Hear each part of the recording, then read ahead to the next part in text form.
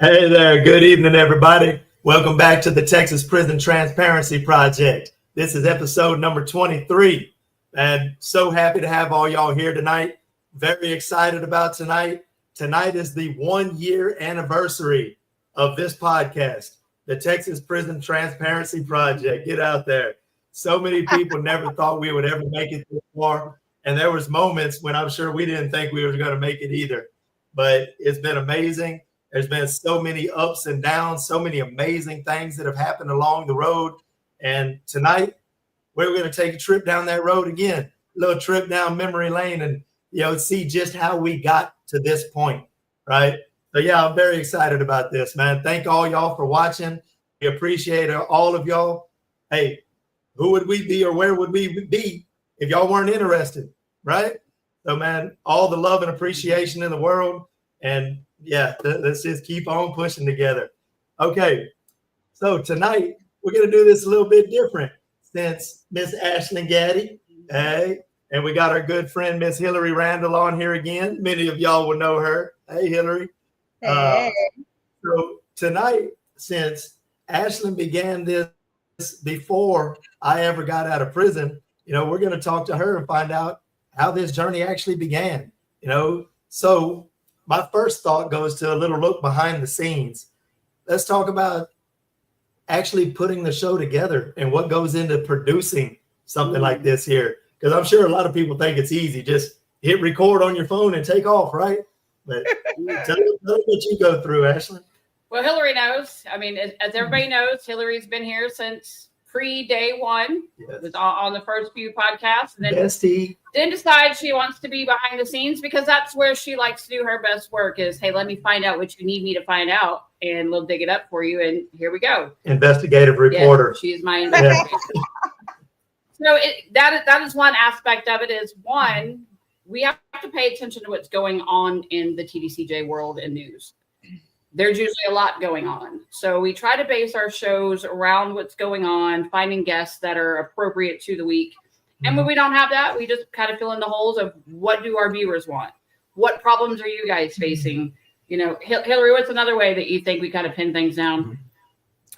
Sometimes we just free flow with it. If there's something that comes up, we'll get on like we did whenever the stuff with Logan happened. We just hopped right into that. And most of the time, y'all do a great job at talking about what's going on inside, what goes on outside once you do come home and just touching all the bases. And then we try to bridge the two worlds. Some of the stuff out to Ashlyn is like Superwoman though over there. Like, oh my God. Tell me about it. Tell me about it. Right? I had to tell her, I'm like, hold on, dude, what do you need help with? Because it's I got it. Yeah. I'm just stubborn. Sorry. Yes. Hey, so she's better. Yes, yeah. I am. Speaking about bringing on appropriate guests, staying on topic, what's really of the most concern to families, to inmates, to employees that have to work within this environment, talking about all these things and staying current, staying relevant. How challenging is it to source all your information? Because I know you source all yours. You're not just going to repeat rumors or, as we like to say, inmate.com on the inside. Well, I've been very blessed over the last year. And I'm very humbled by this project because my goal starting this was to bridge the gap between families, former inmates, current inmates, and staff. Because until we do that, we really can't expect to see any kind of changes. Everybody's going to work against each other. So you've had to build trust. So first of all, that trust, and I appreciate everybody for instilling that trust in me. It's something I do not take lightly. And I believe this agency knows that as well, because I also take their trust very, very, I hold it in high regards. So I do vet my information.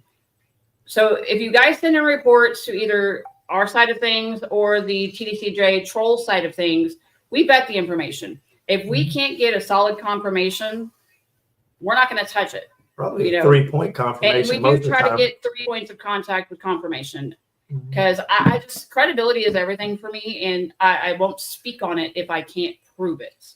I can attest to that. I've watched her stress too many times over information, and if it hasn't been verified, Loctite 2 or 3 times from reliable sources, she just won't put it out there.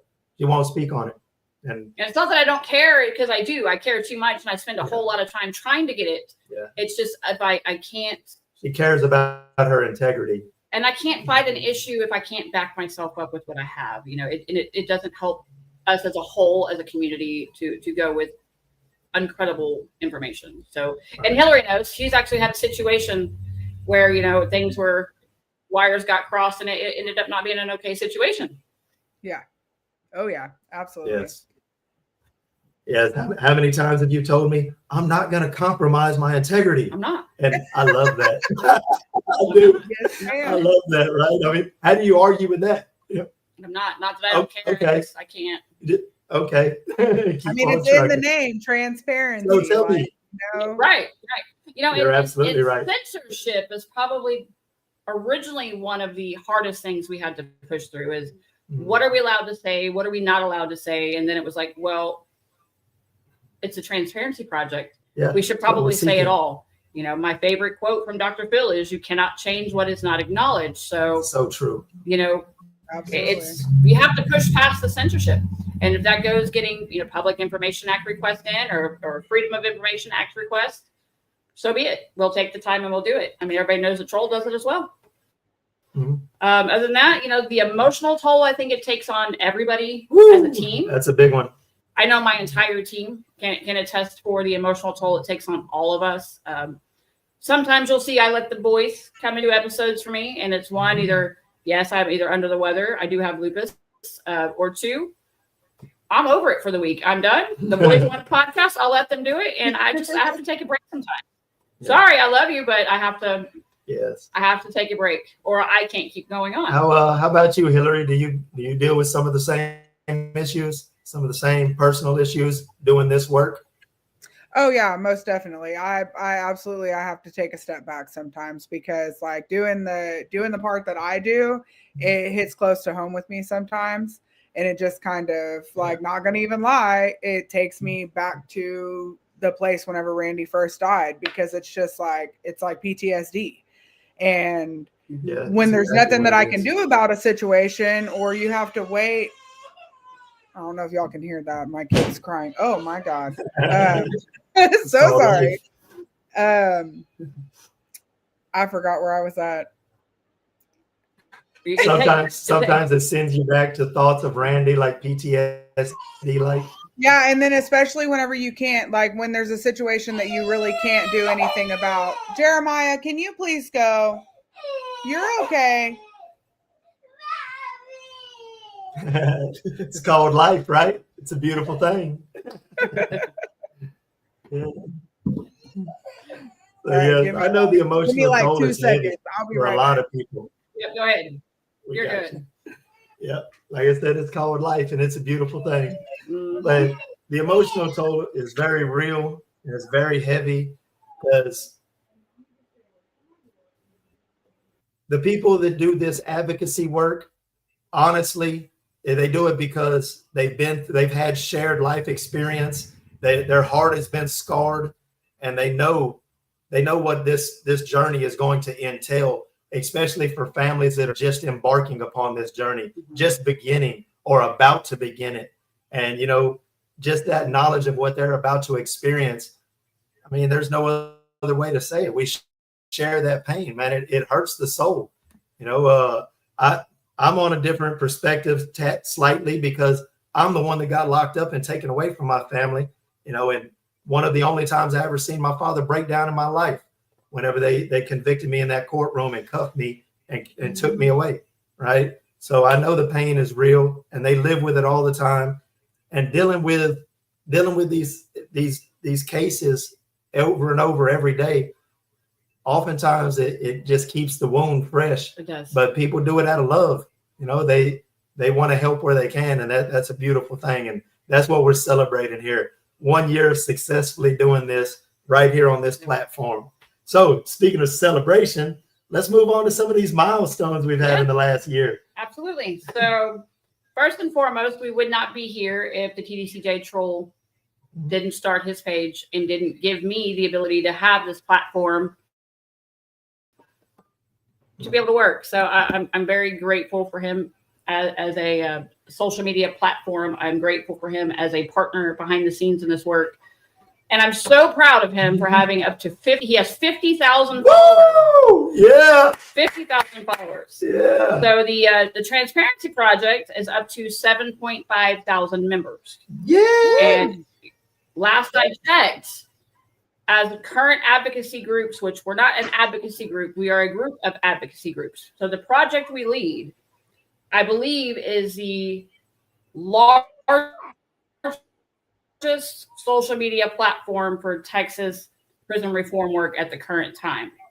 So congratulations, everybody, and thank you for helping us get that far. Definitely the fastest growing over the course of the last year. Absolutely. Yeah. Absolutely. And we have I believe that's due to the quality of the work, in my opinion. That is true, man. We have some genuine souls, and it's a pleasure working. I've never had issues in my group.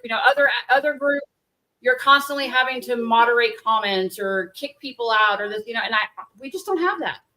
We don't have that. We have the support, we have the love, and everybody they want to be there for each other. And occasionally there's that one sour apple, but we just don't have it. Yeah, we truly don't have it. We're blessed. So what comes to your mind, Hillary? Thinking over the last year and all the milestones. Well, first of all, let me say this. Everybody told me I was crazy a year ago doing this. So yes, but here we are. Hiller's like, girl, you crazy. Yeah. So what comes to your mind, Hillary, over the course of the last year? Some of the milestones that stand out in your mind. Well, the major milestone, and please excuse my happiness on this, is that Brian Collier's gone. That's the biggest milestone in the past year. I'm sorry.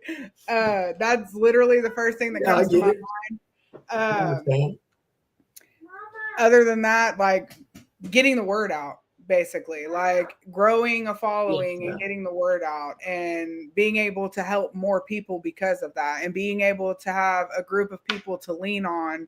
Like if we have a question, we call each other, or we get in the group chats and we ask the questions, and we're never too, what is the word that I want to use? Like none of us feel like we're above one another. Like we all know that we bring a specific thing to the table and that we're good at, and we're all able to lean on each other without jealousy, without anger, without. Mommy. He is making me be able to not concentrate. I know y'all can hear him screaming, "Mommy." Jeremiah, can you please go get on your tablet? Jeremiah, can you please go get on your tablet?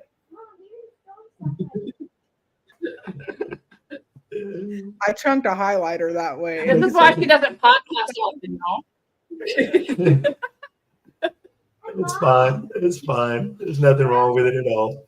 My ADHD can't concentrate. All right, so. Well, I wasn't here for the entirety of the last year. No. I've been out 9 months. But one thing that stands out in my mind, and because of my long incarceration, I don't know how normal or abnormal this might be out here on this side, right? But man, it'll always stand out in my mind, us going to Austin, Texas, pulling up to the Capitol and going in and speaking in the House of Representatives, the Committee on Corrections, and actually speaking to these men. I remember standing at the podium. I told them, today is my 100th day out of prison, right? And that'll always stand out in my mind. I never would have dreamed that I would, be addressing a body like that. Right. So that was amazing. Yes. And we were doing a good cause that day too. We are. So everybody knows from the beginning of this that I have been on a mission to support the Motley family and getting the truth about what happened to Jovian. So being able to testify on behalf of the the Transparency Project for the officers and for Jovian and his family meant the world to me.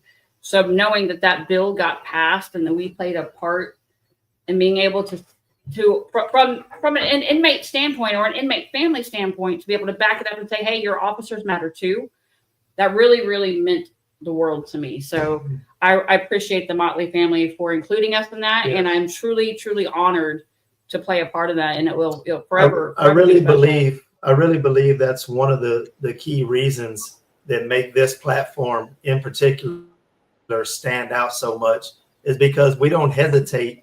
I did 25 years in prison, man. You might as well say my entire life. I grew up in there, but here I am on this same team, and I have absolutely no problem at all saying that we stand up for the rights and conditions humane to both inmates and officers. Because when you help one, you're helping the other, you know, and we're all humans in the end. We all desire the best possible outcome of our lives that we can achieve. You know, we have that commonality, and that commonality is what we should focus on more. And that's what bridges gaps. We don't need to fight each other. Let's help each other so that everybody can live better. You know, right? That's a big difference. I don't think I've ever really seen that anywhere else. And I like that, you know? Right. And I think that the work we've done over the year, and we've been pressing them, but we've also pressed them in a way that we're not attacking. And we don't have to be policy based, holding them accountable, and knowing that we are vetting our stuff. So we've been able to create a dialogue with the agency, like I said, where they are more open to things. And call me crazy, but I noticed it in April at the board meeting, and it was also reiterated here in August, the last board meeting, that with this change in administration moving forward, the agency is looking at things differently. They are reaching out to people. Everybody that spoke at the board meeting, they spoke to them there. They reached out to them afterwards. They've reached out to us personally about trying to get us back into the units and to run some programs, which we are working on doing that, and we're blessed to do it. That's where we're trying to be. Yes. We are trying to be effective directly on the front lines. That's what. Well, and that's what TDCJ needs. They need more programs, and they need more hands-on programs, and they need more people that can be positive influences on offenders. Like I mean, the way that they're doing it now, they're trying. I'll give them that. It's just the programs aren't effective as they would be if you have more hands-on, more volunteers, and more people going straight on the front lines. Well, and and I can't get into a lot of it right now, but they do have some really great things in the works. Yeah. So we just need to hang on a little longer. There's some really, really great things coming. Just hang it on. It's going to come. It's going to come. Yeah, we're excited. The future ought to be pretty exciting. Yeah, so the best environment for collaboration with, I'd say, advocacy groups that want to work together, or advocacy groups that are trying to get into the system, that are appropriate and doing the right things and actually being positive and impacting the system, that right now is the time. If you want to genuinely do that, you need to do it. If you can and you have the availability and the heart and the want, right now is the time. They are open to ideas, and they are open to working with people. Even innovative ideas. Very innovative ideas. Yes, I like it. All right. So where we at here? Check us out. So, this is a good one. Let me think. I had to think about this one a little bit. Let's start with Hillary. Oh, thanks.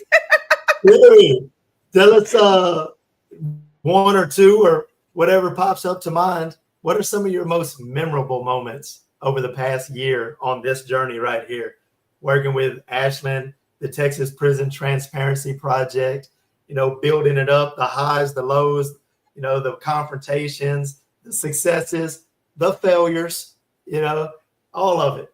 What comes to mind for you as being memorable?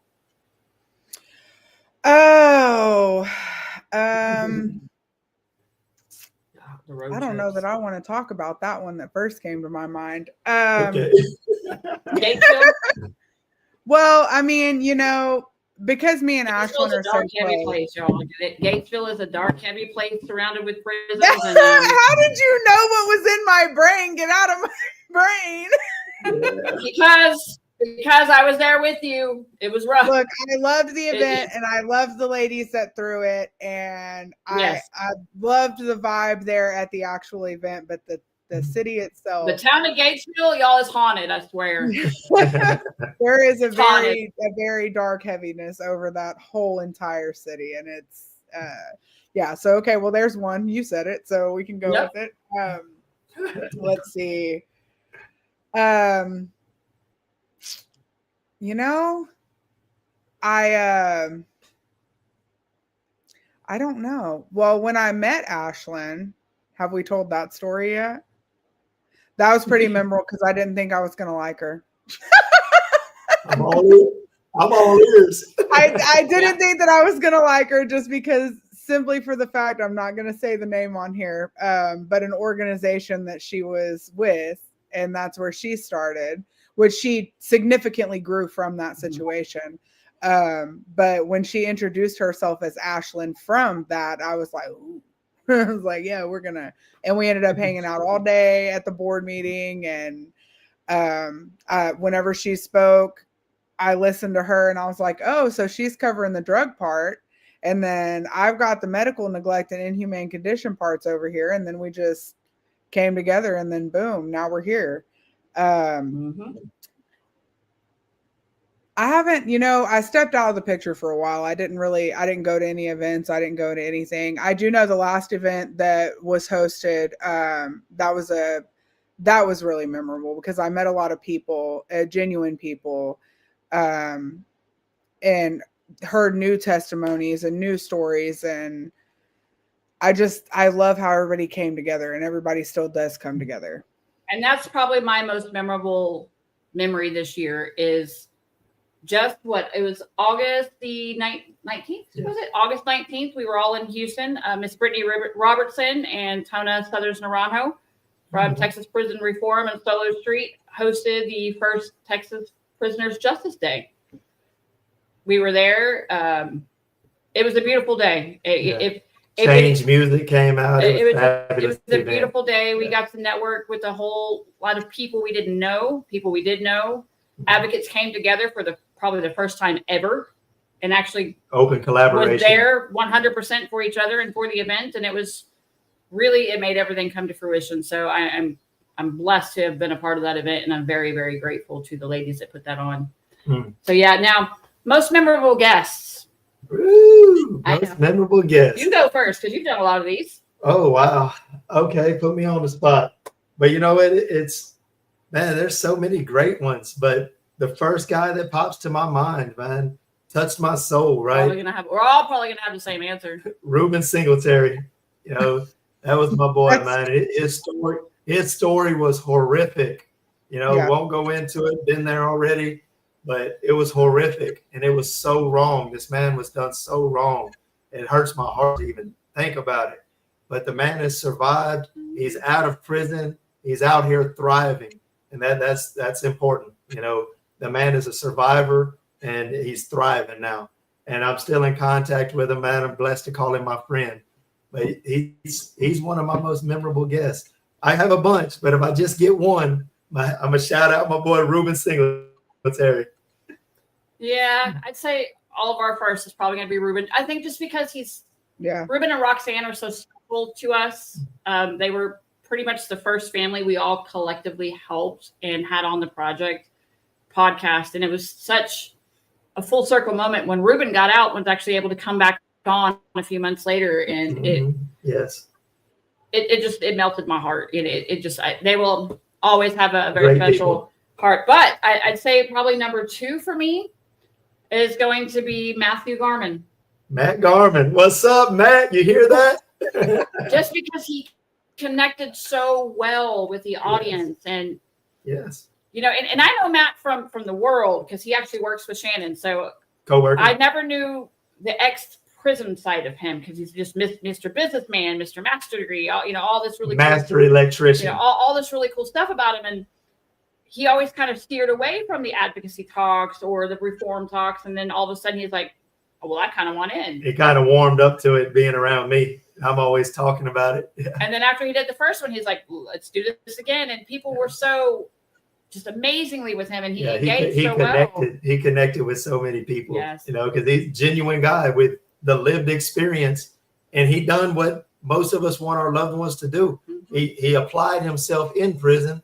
He came out of prison and had never done electrical work. 6 years later, about 7 years, the man has a master's electrician, right? And out here doing great, intelligent businessman. He's an inspiration. He's one of my inspirations. But go ahead, Hillary, hit us. I would say Ruben is mine too. That's the most memorable guest for sure. Because I from the very beginning was there and just watching everything unfold and him being able to come home to where he was safe. That definitely my choice. Yes. That's amazing. Me too. So yeah, Ruben, thank you for allowing us to tell your story. And then thank you for joining us. Yes. And allowing us to be here to allow you to tell your story. Yes. You know, we are thankful you are here. We love you and we will always be here for you. Nothing but respect, brother. Always. Yeah. Always. Now, what goals do we have for next year? What are we doing? So we don't have a legislative session per se, unless they do special sessions.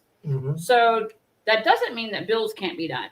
Because one of my goals for the next year is Abbott is fixing to sign a bill that basically takes all human sex trafficking victims that committed a crime under duress of their captors or the people that are trafficking them. Like a crime against their captor, basically. Well, basically, Delicia Carmichael committed a crime as a teenager under her adult trafficking captor. She's serving prison time. Yes, her sentence has been reduced and cut in half. She's made parole. She's in a program about to come home. This bill would actually exonerate her. So it should have been called Delicia's bill. Correct. Really. This would actually exonerate her. So my goal for the next year is if this bill is signed, as soon as she comes home, we're going to start working on her exoneration. That's a goal. Immediately. That's goal number one. Goal number two is we continue to push forward with the Transparency Project. We continue to work with the agency and getting the facts out there. We continue to start working towards a positive prison culture. We continue to build programs. We continue to public speak, keep going to board meetings. Wherever we need to be, we're going to keep doing that. There's no shortage of work on the horizon. No. I can tell you to date, the Transparency Project itself has opened and successfully closed 1,700 cases or requests for help over the last year. So, Over the last year. 1,700. So that's, That's a lot. That's a lot. And that's worthy of celebration. But at the same time, it's a little daunting when you think, man, 1,700. But how many weren't we able to help? Correct. And that's what weighs the other side of the scale. But that's the cause though. That's the reason we're here, because that's needed. There's a need that exists, and we have decided that we're the people to address it. Right. Goals for next year. One of the big things, couple big things I'm excited about, really. The Transparency Project. The Texas Prison Transparency Project is in the process right now of becoming a 501c3 nonprofit organization. Now, the reason for this is so that we can take this platform and expand it. We want to be able to do public events, public education, public awareness, bring speakers to the public, and have events and entertainment and stuff to bring people, refreshment, everything, the whole setup. Invite other advocacy groups, to come and set up booths, to network, pass out literature. We distribute Narcan at every event we go to for free, Well, and quite frankly,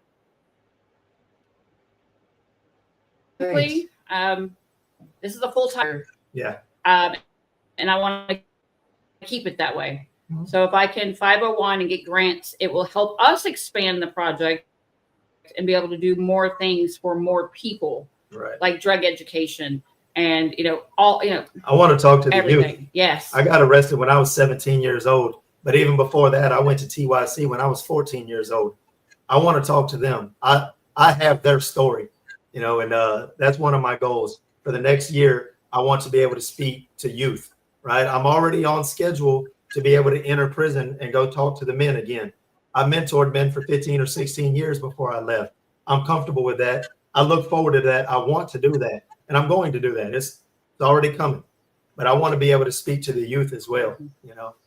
Right. So pretty much we're just going to keep moving forward. Hold on. Who said Hillary ain't got no goals for us for the next year? You got anything in mind? You want to add to that list? I have a personal goal that I want to add. So basically over the next year, my main focus is going to be getting my associate's degree. Well, that's the next 2 years, but I'm majoring in criminal justice. I like that. I do plan on going into parole. I'm going to check out other avenues also. I'm being tugged in different directions. I'm not exactly sure where God wants me, but I know this is the road that he wants me on. So wow, I'm focusing on degrees and I'm here if anyone needs me. Absolutely. I'm just, like you said, I stay behind the scenes. Yes. That's awesome, though. But you see, steadily building, steadily developing, man. That's an inspiration, too. And in what? Criminal justice. Of course. Well, I'm proud of you. You know that I'm proud of you because I know you've been wanting to do this for a very long time. And you finally said, I'm doing it, and you're doing it. So I'm doing it. And I can't believe that I'm 35 Shannon and I years are old. both in the facility. Right. You broke out going when to you school. said that. Yep, going to school. People do it all the time these days. Yeah, it's crazy to be 35 so I was saying, sitting in a classroom full of kids. Are you about to talk about the smart team? Oh, yeah. So Shannon and I have actually just started the process to become what is called smart recovery facilitators. If you're familiar with NAAA, it's different. It's a recovery program, but it's not. It's point based. It's a 4-point system. And it's all cognitive behavioral therapy training, dialectal behavioral training. It's more think logically, not emotionally, dealing with yourself, and it's peer based. So what we plan to do is plan to train other peers, like inmates inside, to also become peer mentors and keep the program to be self-sufficient. Yes. So that is the goal. That is the goal. And once you establish it on one unit, you can move to another unit. Once you get through the 18-month program, you can move to another unit and establish it over and over again. And then your graduates, your candidates, they carry it on behind you. Yeah, so that's the goal. That's in the works. Yes, sir. All right, before we get to the fun, he's got some hard questions for us. So I hope you got your cheat sheet ready. Oh. More questions? Ooh, you don't say. Caught her by surprise. Are we on Messenger? Mm-hmm. Here we go. All right. Mr. Frank, I'm glad you're watching, and I'm glad you said that because I'd like to actually pick your brain about smart recovery at some point in time. So just remember that. Okay, yeah. He knows a lot about that. Mm-hmm. Hello, Frank. Shout out. One of my best friends in life. I love you, man.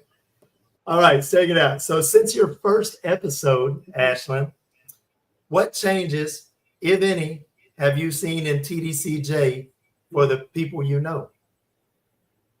They've become a lot more transparent. I don't think it was a willing thing. I think it was a forced thing, but now they have realized that it's a lot easier to do this because we're going to kind of make it happen anyway. But I think they see that fixing things that were a problem, it's not a big deal. It's actually better for them, and it's making the agency better. The agency has progressed. And that we're not the enemy. No, that's what I was about to say. They are no longer anti-advocate. It is now, okay, these people aren't just dumb family members trying to run contraband or woe is me or break the rules. We're not all criminals. Some of us are actually educated people that have hearts that really are there to really help. So it's just been an open door policy has really kind of come to play for the right people that are doing the right work. The people that probably build that trust, Correct. They stay steady and consistent. That's how that works. Mm-hmm. What about you, Hillary? What do you see any changes in TDCJ from 1 year ago, first episode, to today for the people that you know? I've noticed that being able to talk to people, being able to talk to staff has become a lot easier. There are a couple units that I've still ran into the catty people, but most of the time, like wardens are quicker to actually slow down and listen and also help teach, because there was a situation here recently that I was handling something and I had to call and speak with a warden, and he was very nice to me. And I was like, okay, I'm not educated about that because typically I handle IPIs and death cases. So if you could just fill me in on this. And he did, and he did it very nicely. And I'm like, thank you. So, and I thanked him. I was like, thank you for not treating me like I'm stupid, because it's a learning process for everybody. It's a learning process for them. It's a learning process for us. And it's definitely a learning process for inmates. So I like how we're all able to. I thought courtesy was supposed to be a Texan thing. Yeah. Right. Yes.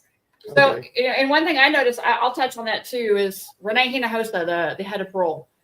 I actually emailed him one day because I went round and round and round with some parole stuff that I just couldn't get an answer for. So I was like, I'm just going to email him. If he should know, right? I told him, look, this might be a stupid question to you, but I'm not real good with parole yet. So I'm coming to you. And he was like, hey, no problem. And he walked me step by step through exactly what I needed to know. And I really appreciated that. Yeah. So thank you, Mr. Hinojosa. You helped me out. Yeah, I met the man myself at the last board meeting. Spoke to him briefly. Seemed like a real solid guy. Yeah, he is. Yeah. So, okay. So riddle me this. What is it that you wish the public better understood about life and conditions in the Texas prison system today? Ooh, Hillary, you go first on that one. All right. What do you wish the public better understood? Yeah. So I wish that they would better understand that these people are human beings, that these people are sons, daughters, aunts, uncles, sons, said sons already, wives, husbands, brothers, sisters. These people, they belong to a family. They are loved by a family. And we understand that they committed crimes, and we understand that they have to do the time, and that's fine. But the conditions that they're living in are not fine. The things that they have to go through from certain staff members are not fine. Like, or even with other inmates. I just wish that the world would understand that they're humans. They have families to come home to. Like, you can't put, and everything's backwards in my opinion. And I know that I've talked about this with you guys as far as like the parole goes and the programs and all that stuff like that. Like that stuff is backwards. That stuff needs to be fixed. These people are able to be rehabilitated. Some of them aren't. And we understand that too. But majority of them with the proper resources and help and support are able to be rehabilitated. And they're not all bad people. They're just people who happen to make mistakes. Some of them have just made some bad choices. That's one thing that I do say to people. I'm like, have you ever made a mistake in your life? Have you ever broke a law in your life? Yeah, I tell people I don't think I've ever met anybody in my life yet that hasn't been able to say, I could have went to prison at some point also. I just didn't get caught. Almost everybody I've ever met has been able to say that, right? So, it easily could have been you. But, okay, what about you, Ashley? What do you wish the public better understood about life and reality in the Texas prison system today? The biggest thing is prison. And this is going to sound really almost harsh when I say it, but I don't mean it harshly. These prisons have been conditioned for over 100 years now to throw away, lock the key, not care. So we are dealing with a culture of officers and staff that have looked at criminals in a certain way. Like, they don't differentiate a murderer from a petty theft. Everybody is equal the same. You all broke the law, that, whatever. But then on the flip side, sometimes it's not. My biggest lesson I've learned is it can be anybody at any time. By the grace of God, I'm not in prison. I've never, I've not always been the good person I am now. I was an addict. I was a drug dealer. I've done some bad things in my life. And by the grace of God, I'm not in prison. I didn't get caught. It took me changing my life to make that choice. I met a man the other day. If you are in the project page, you'll see I shared a story. His name is Corey Allwood. He was on his 5th or 6th DUI, I believe, out of Indiana. Got pulled over, went to prison for 20 years, got out, contacted the officer that arrested him. They had lunch. Corey is now a sheriff or with the DPS. He's a police officer. He's a cop. Who would have thought? I didn't think that was possible. I've never heard of that before. Right? We met the man. Yeah, we talked to him. Yeah, he's. I'm hoping to get him on the show because that is the ultimate story. So Corey, if you're watching, we're waiting for you to get back to me on that. We're waiting. That is the ultimate story. So that right there proves it can be anybody at any time. And this man did 20 years in prison. He comes out and now he's in law enforcement. But that state didn't look upon him and go, "Oh, well, you're a felon. You screwed your life up 20 years ago when you were a teenager, and we don't care what happened." No, they actually go, "Hey, you were, 20 years old when you did that? You're now 40 years old and you want to be an officer and you've done X, Y, Z to become a better person? Sure." That's second chance to me. I got one for me. What I would desire for the public to better understand about life and reality in today's Texas prison system. And like I said, I just came out of there 9 months ago. I think 2 things come to mind, blending the 2 worlds, my experience in there and my experience out here so far. Number 1, whenever your loved one is experiencing some kind of difficulty, as long as it's not like life endangering type of situation, the best answer is not always, "Well, just let me call the warden. I'll call the warden. I'll call the warden." Sometimes it'll work, sometimes it won't, oftentimes it won't. But the thing is, you have to go about it the right way. The first thing your loved one needs to do is they have to write a step 1 grievance. And they're not going to have a good attitude about it because we've had a lot of bad experience with them in there. Like most people believe, and why would I do that? It's not going to make no difference. Some people have the idea that if I write a grievance, then I'm kind of like snitching on somebody. And I don't never want to be a snitch. And that's part of a criminal mentality. You need to try to help them get past. But it's called exhausting your remedies. If you really want some help on a given topic or issue, you have to exhaust your remedies before anybody else can help you. We cannot help you if you don't write your step 1. If you don't follow through with the step 2, because they're going to check. When we take this to somebody, they're going to check, well, they didn't even write a grievance on it. It couldn't have been that much of a problem. Right. So that's important. You have to. For example, we have a situation at Stevenson unit right now where we have 14 cases for what they call a 14.0 case, glassy eyes in the day room. Oh, he's got glasses. Cases. No other proof required. Nobody's failed a drug test. If they're drug testing them, none of them have failed it. Some of them aren't even getting U8 at all. Correct. And they're getting sent to medium custody and stuff behind this and losing visitation rights and phone privileges. So our whole point to that was all of you need to put grievances in. When all of you put a grievance in, then I can take it forward. Then we can take it forward. So we've had to, go back and get the paperwork, but that's just an example of why we do grievances.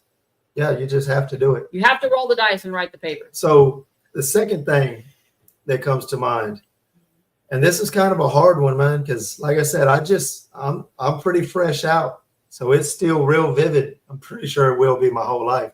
But be that as it may, the drug epidemic in prison is so bad right now. I mean, it is. I can't exaggerate it. I've been on entire units that smell like nothing but burnt toilet paper because that's what they typically use to light cigarettes or other things and whatnot. And it's just really bad, man. And I want families to be aware. Your loved one better than anybody does. Good, bad, up, down, and sideways. You can tell if they're still stuck in a cycle of addiction or not. you should be able to tell. Most people will be, you know. And if that's the case, you are not helping them by enabling them. I was about to say, you know? do not enable them. And it's hard to tell when, because your loved one might be caught up in addiction and call you and be like, man, my fan broke. It's 120 degrees right now, which it is. And man, I'm dying. I need $22, $25. I think they're $22.50. I need $25, right? And, you know, can I get a couple bags of coffee as well? And if you're unsure, it's just such a hard situation to deal with. I don't really know the answer. I'm not going to tell you how to deal with it. I just want you to be aware and try not to enable a destructive habit. Right. You Well, know, and I can tell you it really how it starts is for people that are newly in the system, don't have a tablet yet, don't have their phones working yet, and they want to contact family. And somebody on the unit says, well, if your family member cash apps my homegirl or my wife or my girlfriend money, I'll do a 3-way call for you. And that's how it starts. And they start saying, okay, this person's family is willing to send money. yes, that's a red flag. And then the next thing is that's how extortion begins. You can't. Sorry, if it's not going to e-com and it's not going into a Securus account, it doesn't need to go anywhere. It's just plain and simple. It's dangerous. Don't do it. Yeah. I've seen some tough love tactics where they would only send them an e-com. And you only get that once every quarter. That's kind of hard, but I don't know. Just be aware of the situation is all I desire, because it's real ugly in there. It is, and I deal with it daily. Extortion cases, drug cases, every single day. That's probably the most common thing I have, and it's sad. The extortion it's really cases, sad because are bad. Because by the time they actually come to you, it's so far out of control that I don't even know what to do to help sometimes. It's an emergency situation, and we're sitting ducks at that point. Because you waited so long to say something because you're so scared of getting in trouble. I don't care if you get in trouble. I want you to be safe and I want you to be alive. Yeah. So now it's time to be honest. Right. And we're going to get you the help, hopefully be able to get you the help that you need, because, you know, sometimes we run into the situations where they're not very helpful to them. So like I just recently had to do an IPI. I can personally say that I told him, I said, I don't know what you were doing. I don't know if you were doing anything, but right now you need to sit your, you know what, down and chill out and ride your time out. Right. And, you know, and I did speak to Bobby Lumpkin and Eric Guerrero, April Zamora at this last board meeting about a client that I have that has an active drug problem that's wanting out. He caught a case, still is okay with the disciplinary. He's okay with the punishment, but he wants to get clean. And I had to ask them, how do we self-report this without them getting in trouble? How do I go to you and say, hey, I have a client that's wants help, super addicted to drugs, using on the units, but he wants help? And they said, do not be afraid to do that. You do not be afraid to come to us. We are working out solutions for this. We're working on programs. They're actually working on a G4 program right now that's going to be launched for drug education and for addiction. So they have things. These people have hearts, y'all. I have a question. You know, if they want help, they have to go. Yeah, go ahead. Who would be the person to report that to? Would be the question. Because so with my experience, you have all these different units, you have all these different wardens, assistant wardens, sergeant major, all them with all different mind frames. But then you have the higher up saying that, no, it's okay for you to do this, but how can we guarantee the safety and the fact that they're actually going to get help if we do talk to their unit about it? It's still early for that, to tell you the truth. And if that were the case right now, I would probably start from the top down to whoever you spoke to on that issue and tell them, I'm about to do this for a client on this unit. You know, where this is what's going on. You told me this was going to be okay, and don't worry about repercussions. He wants help. I will tell you, they may not be the exact right people to talk to, but the people I have talked to about the issue that I feel comfortable going to again if I need to is April Zamora and Eric Guerrero. They are very human and will hear you. And if they can't help you, they will send you to the right person that can. Yep. It's been our experience. Yeah, it's been our experience. And that's personal experience. Yeah. So, they're approachable and they're human. Now, Hillary, show us your fun creation and then explain. Yeah. Y'all gonna make me laugh. Don't make me turn red. It's time to celebrate, y'all. All right, we told y'all this was a celebration. I've been sitting here like, when am I going to be able to try this? What we say in the post? All right. What is a celebration? Bigger. Oh, it's just me. So this is Laffy Taffy, made out of creamer and little, I call them shake 'em ups. They're like little Kool-Aid packets. And then I crunched down some Jolly Ranchers and rolled the log in them, and I twisted different flavors together.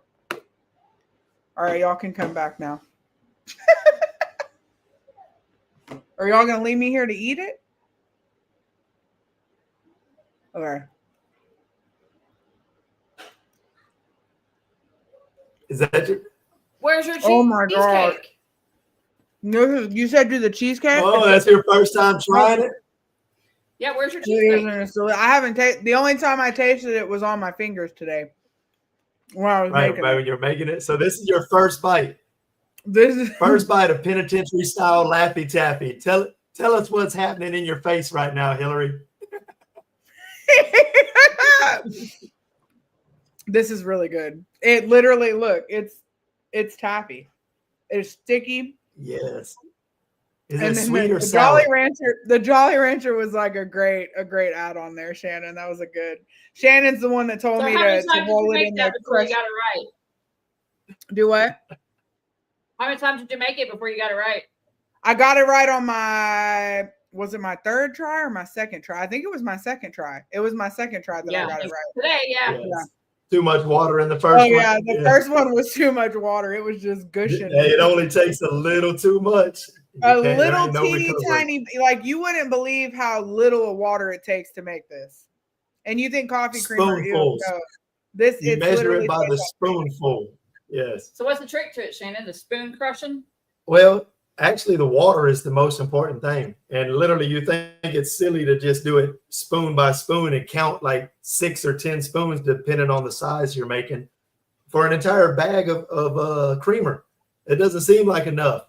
But then you just take like the back of a spoon and crush it, mix it, and then you can put on some rubber gloves and like shakedown gloves, as I call them, and you knead it with your hands. So something that I learned today, I did not like the gloves, because like the taffy would stick to the gloves and then the taffy would stick to the taffy and then it wouldn't come off my gloves. But when I raw dogged it, it was good to go. I got it rolled out. Who needs gloves? Wash your hands. Yeah. All right. Now, so now is the cheesecake. Woo! We got a cake for our celebration, y'all. That's a real deal penitentiary cheesecake. So I'm going to tell y'all how I made this. So the crust is like the golden Oreos. It was the off-brand though, because I get HEB brand everything. But it was the golden Oreos, and we took the icing out of them. I say we because the kids did help me do that. And then it's the same process for the crust as it is with the taffy. You just add a little bit of water at a time, and you just knead it all together until you get a dough. Smush it out in the bottom, and then the filling is so I had to kind of do different measurements, because apparently like inside you have a 6-ounce block of cream cheese or package size bags. Yes. And the ones out here are 8 ounce, so I had to use 8 ounces and extra other stuff, but I used powder milk, cream cheese, and sugar and mix that all. And I did cheat, y'all. I used my little blender thing because I wasn't getting down with the You wasn't gonna do that again, not after the Laffy Taffy, huh? And then I put it in the fridge and let it sit up. And then when I got home, I put Oreos on top, and then I used so here's the funny part. I bet they're waiting for this. So Shannon decides to tell me, just put the candy bar in the wrapper in the microwave, and for 15 seconds, cut the tip off and squeeze it on there. So I'm not even. While my son is on the phone from the Toreos unit going, Mom, you didn't tell Hillary to put that in the microwave, did you? It's gonna blow up. I didn't think of that for some reason. We didn't have microwaves either. I didn't think about metal being in the I don't know what happened, but there was a loud noise and a big flash, and I ripped the microwave. Anybody out there thinking of trying this, take your candy bar and put it in a cup of hot water for about 5 minutes, and it'll be completely melted. And then just so I ended up having to just put it all in a coffee cup, and because it exploded the wrapper, it was a great time. And so I just kind of dripped it on there when I was done. It's beautiful. It looks wonderful. Yeah. First bite. All right. So now I'm gonna taste this. I'm trying to. I wish y'all could taste it with me. Right. Hold on, I gotta get way down in there because it's deep. Don't worry, we're gonna get our vengeance in a minute. Oh, this is gonna be a big old bite. Okay. So it actually held together. I can hold it with my fingers. All right. Oh, drop my Oreo. Yeah, the refrigerator will do that. Lock it up. Yeah. Dun dun dun dun. Dun dun dun dun. It tastes like cheesecake. Penitentiary cheesecake. Does it taste like cheesecake? It tastes like cheesecake. Like when y'all come down here this weekend, I'm gonna save you some. You can taste it. It tastes like cheesecake. Yeah. Hey, boys are very creative in there. Very creative. There's so many different recipes, different ways. I think I could have added a little bit more sugar in there, right, to make it a little bit sweeter. I don't think I put enough sugar, but it legit tastes like a cheesecake. All my kids are sitting there waiting for me. Well, we're about to get crafty on our end, so I'm gonna have to change cameras here because we're about to watch Shannon make a prison pizza. Hey, prison pizza time. He's got half of it kind of ready to go. But hold on just a second.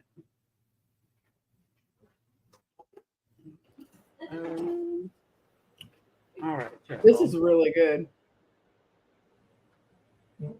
Let me see. All right, now.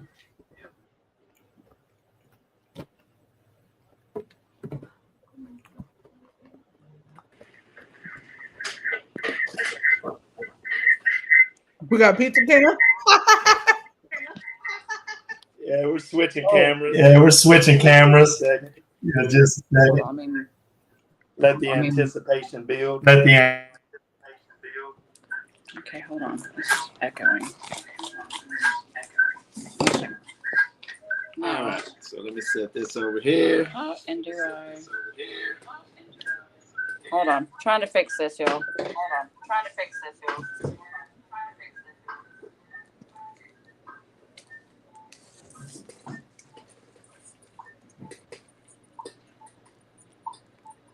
Okay. All right. So here we go.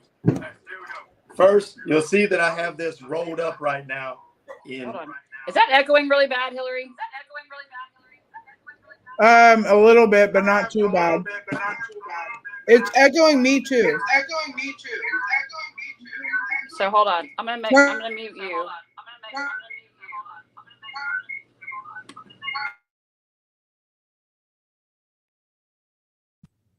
There, that's better. Okay, there we go. We got a bingo, y'all. All right, check it out. First, notice how I got this wrapped up in a towel.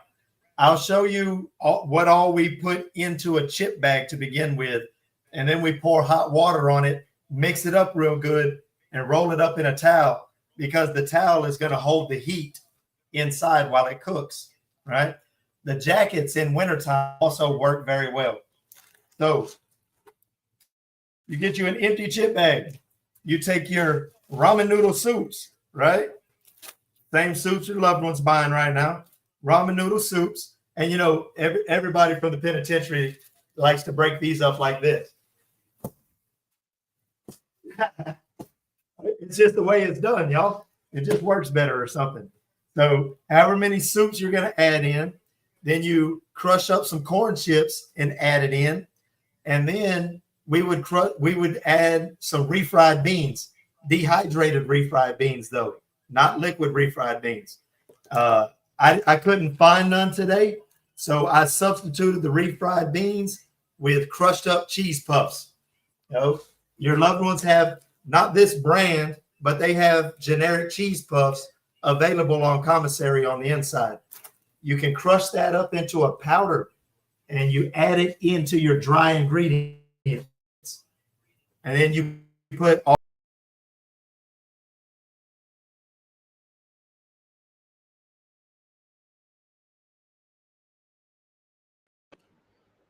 Unmute the pizza cam. Unmute it. Got it. There it is.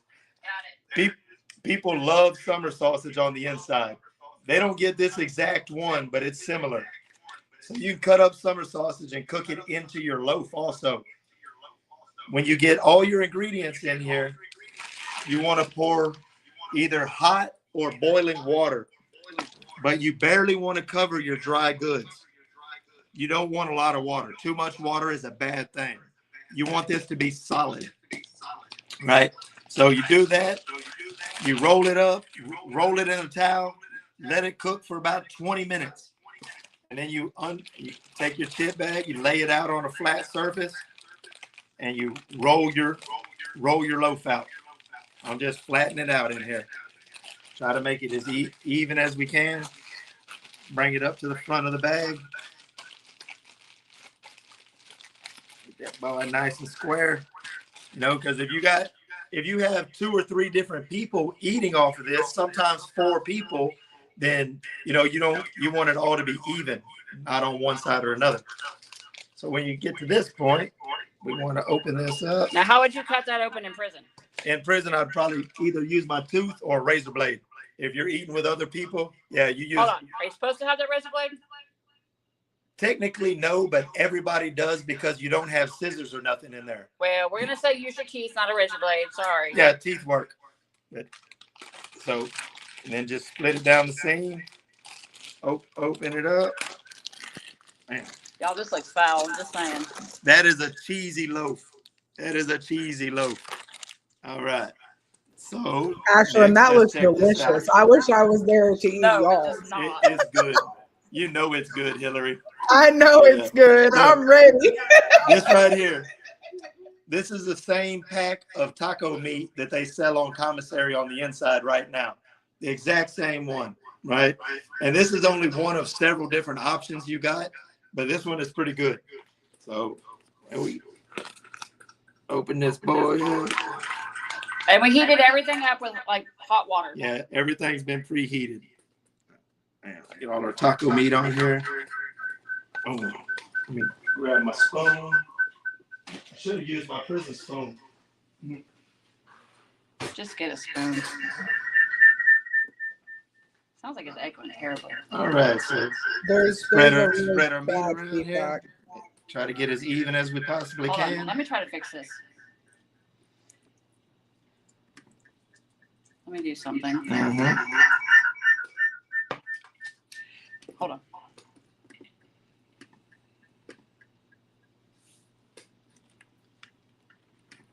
All right, now go. Okay, so next, after we got our meat spread out, actually next I'm going to do my chips because you'll do it in different order, but I like to do it, I do it 2 layers. I could not find a genuine bottle of squeeze cheese out here on the outside. So the closest thing I got is this is pure cheddar cheese, melted down into liquid. This closest thing, pretty much the same thing as cheddar, as the squeeze cheese on the inside. And you just drizzle that over. The squeeze cheese is thicker on the inside. It's a lot thicker. You squeeze that, dress it up. And then next I would they have jalapeno chips on the inside. Not this brand. They're a Barbco brand, but they're jalapeno chips and they're a fan favorite. You crush them up real good. And that's what everybody dresses the top of their spreads with. Gives it that crunch that we love so much. That is not crust though. Like that's not bread. It's not supposed to be bread. It's the crunch. I can't explain it. if you know anybody, It's that's amazing. I have eaten the spread before, and it's amazing. Ashlyn, just you're gonna have to taste the crunch is so important. Y'all know I'm just weird. The crunch is so important. Okay, so next, and we always like to do pickles and peppers in there. We like to put these all over the top. It gives it a contrast flavor. You know, it makes everything. I didn't try it with no pickles. Yeah, it makes everything stand out, and it separates all the flavors for you, so you can taste every different thing going on in there. And a lot of people will slice their peppers up smaller, but I prefer my peppers like this. Yep, spread them around, make it all pretty, all that good stuff. And I think I got one last ingredient. One last time. Inside, they sell little 20 or 30-cent packets of ranch dressing, but I just went ahead and got the real McCoy. So this is what we're using tonight. I ain't even opened it. You haven't even opened it.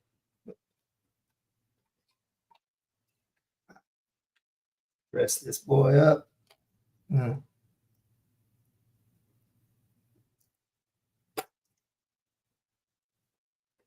Oh yeah. Oh yeah, that's coming together.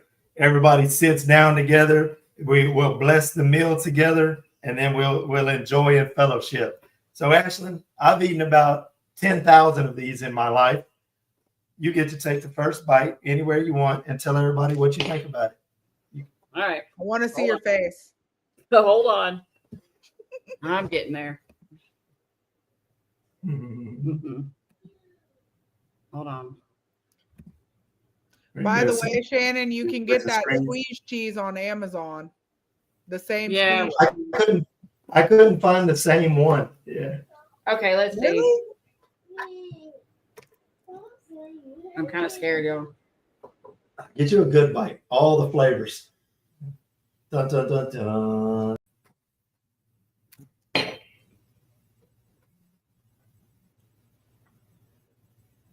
Don't make that face.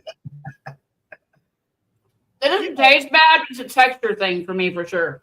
It's a lot of textures. Let me try this out, man. See if I still got it. Oh yeah. No. Is it just like you remember, Shannon? I mean, it's good. It's weird. That's A1. That'll work right there. It's just weird. It looks delicious. A cheesy loaf pizza, yeah, with taco meat on it, pickles and peppers. Yeah, it's lovely. It's not what you would expect it to be. Like, it actually doesn't taste bad. It's just, it's not pizza to me. I want bread, not. Well, we don't have pizza. This is the best we could come up with. Y'all know me. I'm just weird. Sorry. She is a bit of a picky eater. You're bougie. You're bougie. Yeah. You would love it, Hillary. You would love it. Oh, I would. I'd be sitting there tearing it. I done ate like a quarter of this cheesecake. Not. Yeah. Yeah. Well, we came together. We went down memory lane. Yes. We celebrated. We busted a spread together. We got cheesecake.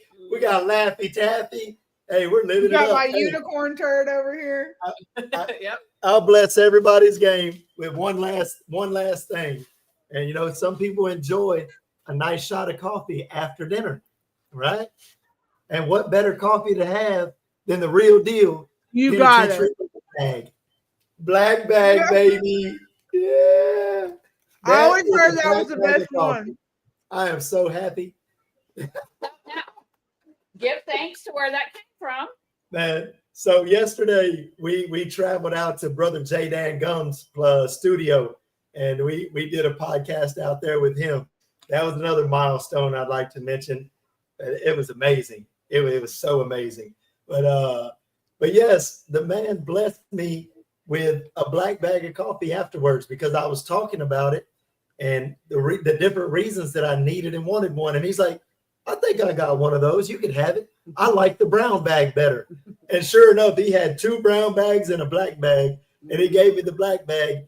And man, it's probably messed up, but I was so happy, and I'm still happy. That's like his prized possession at this point. This is It's not messed up. That was the coffee that you drank for 25 years. Like everybody has their favorite coffee.